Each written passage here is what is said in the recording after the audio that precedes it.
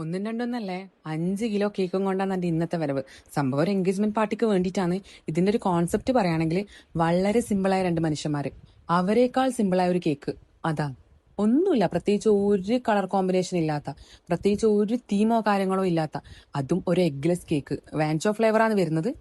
അത്രക്കും സിമ്പിളായ ഒരു കേക്ക്. കൂടാതെ ബാക്കി 4 കിലോ വരുന്നത് അവർക്ക് പേസ്ട്രി സെറ്റായിട്ട് കട്ട് ചെയ്തിട്ട് കൊടുക്കാൻ വേണ്ടിയിട്ടാണ്.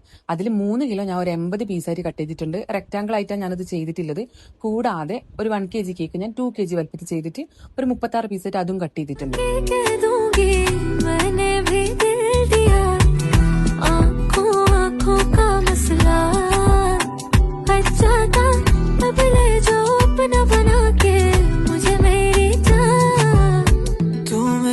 राज़दार